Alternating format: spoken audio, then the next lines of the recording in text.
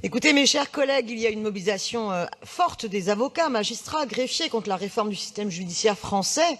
La fusion des tribunaux de grande instance avec les tribunaux d'instance va conduire à vider les tribunaux d'instance de leur substance au mépris de la justice de proximité, celle qui juge les petites affaires des gens.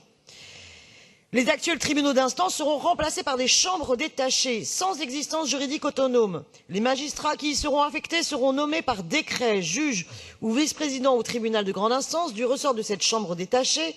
Les compétences matérielles de ces chambres détachées seront fixées par décret. Ce projet entérine en fait la disparition du tribunal d'instance, juridiction géographiquement proche des justiciables, simple et accessible dans son mode de saisine, peu coûteuse, et jugeant dans les délais satisfaisants avec pour seul objectif celui de faire des économies d'échelle. Les professionnels de la justice dénoncent à juste titre d'ores et déjà un état de clochardisation de la justice, aggravé en plus par la réforme prévue.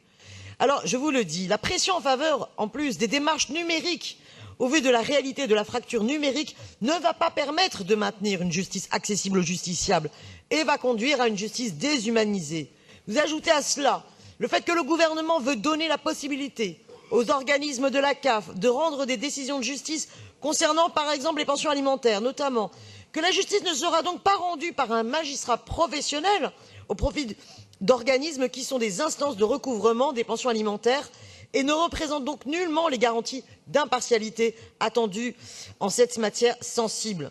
Vous ajoutez en plus à cela le fait que vous pouvez maintenant, dorénavant, obliger les justiciables de s'adresser à des médiateurs et conciliateurs avant tout procès, ce qui pose vraiment des problèmes de difficulté de ces derniers, parce qu'ils ne sont pas des professionnels du droit.